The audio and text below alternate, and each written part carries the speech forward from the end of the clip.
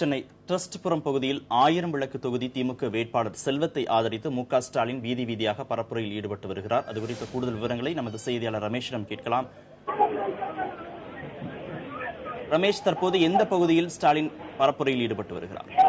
அதாவது கார்த்திகேயன் கோடம்பாக்கம் ட்ரஸ்ட்புரம் பகுதியில் 1000 விளக்கு தொகுதிக்குட்பட்ட திமுக வேட்பாளர் செல்வத்தை ஆதரித்து தற்போது வீதி வீதியாக மு.க. ஸ்டாலின் பிரச்சாரம் செய்து வருகிறார். அந்த காட்சிகளை நீங்கள் பார்க்கலாம்.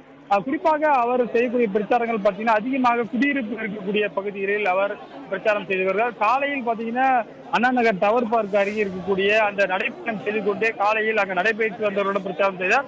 அதை முடித்துவிட்டு ஆர்கே நகர் சென்று அங்கு பரப்புரையில் ஈடுபட்டார். ஆர்கே நகரில் 2 பகுதிகளில் பிரச்சாரம் செய்தார். எழில் நகர் மற்றும் புதுவண்ணாரப்பேட்டை மார்க்கெட் ஆகிய பகுதிகளில் பிரச்சாரம் செய்தார். தற்போது கோடம்பாக்கம் பகுதிக்கு வந்திருக்கார். அடுத்தது 1000 விளக்கு தொகுதிக்கு உட்பட்ட மற்றொரு பகுதியான மாறன் சாலை சந்திப்பில் சென்னை பிரச்சாரத்தில் ஈடுபட இருக்கிறார். அதைத் தொடர்ந்து சேப்பாக்கம் திருவல்லிக்கேணி தொகுதியில் 2 இடங்களில் மற்றும் அதனைத் தொடர்ந்து அந்த சாலைகளில் பிரச்சாரம் செய்ய இருக்கிறார். கார்த்திகேயன், ரமேஷ், குறிப்பாக அங்க இருக்கக்கூடிய வாக்காளர்களிடம் ஸ்டாலின் என்ன மாதிரியான விஷயத்தை முன்வைத்து பரப்புரை செய்து வருகிறார்?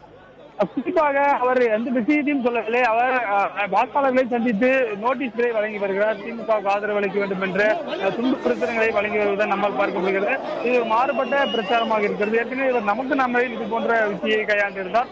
தற்போது எந்த இடத்திலுமே அவர் பேசுவது கிடையாது. வேன் பிரச்சாரங்களில் ஒரு பாயிண்ட்ல பேசுவாங்க, அந்த மாதிரி எங்கேயுமே பேசாம தொடர்ந்து மக்களை சந்தித்து கை குலுக்கியவாறு, கை மேல இருக்கக்கூடிய அந்த குடியிருப்பு கை அசைத்தவாறு பிரச்சாரம் செய்து வருகிறார். துண்டு பிரச்சனைகளை செய்கிறார். சில இடங்களில் அந்த பகுதியில் கூடிய அந்த பகுதிவாசிகள், பகுதி நிர்வாகிகள் இருப்பார்கள், அபார்ட்மெண்ட் அசோசியேஷன் தலைவர்கள், அது போன்றவர்களும் நின்று பேசுகிறார்.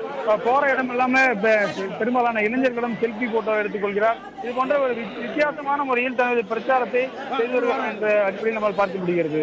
காயத்ரி, 1000 விளக்கு தொகுதியில் அதிமுக சார்பாக வளர்மதி போட்டியிடுகிறார். கள நிலவரம் எப்படி இருக்கிறது? மக்களுடைய மன ஓட்டம் எப்படி இருக்கிறது?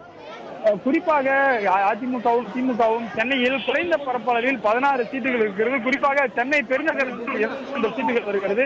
மாவட்ட வாரியாக சென்னை மாவட்டத்தில் 16 இடங்கள் இருக்கிறது. குறைந்த பரப்பளவில் அதிக தொகுதிகள் இருப்பதால் அந்த இடத்தை கைப்பற்றுவதில் 2 பெரிய கட்சிகளுமே முக்கிய அளவில் போட்டி போடுகின்றன. குறிப்பாக திமுகவை பொறுத்தவரை கடந்த சட்டப்பேரவை தேர்தலில் 2 இடங்களில் மட்டுமே தக்க வைத்துக் கொண்டன. மீதி 14 இடங்களில் அதிமுக கோட்டையாக திகழ்ந்து வருகிறது. தற்பொழுது மழை வெள்ள சேதத்திற்கு பிறகு அதிக அளவில் மழை வெள்ள சேதத்தை குறிப்பாக சரியாக வெள்ள நிவாரணம் வழங்கவில்லை என்றதை குறிப்பிட்டு திமுக சார்பில் பெரிய அளவில் பிரச்சாரம் செய்து வருகிறார்கள். அந்த அடிப்படையில் தங்களுக்கு அதிகமான இடங்களை பெற்றுவிடலாம் என்ற அடிப்படையில் குறிப்பாக அதிக நாட்கள் திமுகவில் இருக்கக்கூடிய முக்கிய தலைவர்கள் சென்னைக்கு ஒதுக்கி வருவதை நம்மால் பார்க்க முடியும். ஏற்கனவே கடந்த வாரங்களில் 2 நாள் சென்னைக்கு ஒதுக்கி திமுக பொருளாளர் பிரச்சாரம் செய்தார். தற்பொழுதும் 2 நாட்கள் இன்றும் நேற்றும் பண்ணியிருக்கிறார். அதேபோல நாளையும் கொளத்தூர் தொகுதியில் செய்திருக்கிறார். இன்று மாலை 3 தொகுதிகளில் பார்க்க இருக்கிறார்.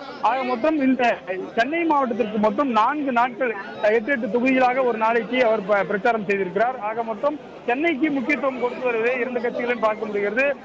ஏற்கனவே திட்டமிடாதபடி இன்றைய பரப்புரை எல்லாம் என்பது அவருடைய நிகழ்வுகள் பட்டியலில் திட்டமிடாதபடியாக இருக்கிறது. அதே போல அதிமுக பொதுச் செயலாளர் முதலமைச்சர் ஜெயலலிதாவும் திட்டமிடாமல் முன்தினம் திடீரென 14 இடங்களில் பிரச்சாரத்தை மேற்கொண்டார். அந்த அடிப்படையில் சென்னை குறைந்த பரப்பளவில் அதிக தொகுதிகளை கொண்ட ஒரு பகுதி தலைநகரமாக இருக்கிறது. அதை கைப்பற்றுவதில் திமுகவும் அதிமுகவும் தொடர்ந்து மோதி கொண்டிருக்கின்றன. அதாவது தக்க வைத்துக் கொள்வதில், ஏனென்றால் கடந்த முறை விட்டதை திமுக மீண்டும் கைப்பற்ற வேண்டும். ஒரு காலத்தில் திமுக கோட்டையாக சென்னை பார்க்கப்பட்டது. அந்த இடத்தை கடந்த தேர்தலில் அதிமுக தக்க வைத்துக் கொண்டது. மீண்டும் பழைய நிலைமைக்கு கொண்டு வர திமுகவும் மீண்டும் 14 அதிக இடங்களில் வெற்றி பெற வேண்டும் என்று அதிமுகவும் பலமாக மோதிக்கொள்வதை நம்மால் பார்க்க முடிகிறது. கார்த்திகேயன், ஸ்டாலின் பரப்புரை தொடர்பான தகவல்களை தந்தீர்கள். நன்றி ரமேஷ்.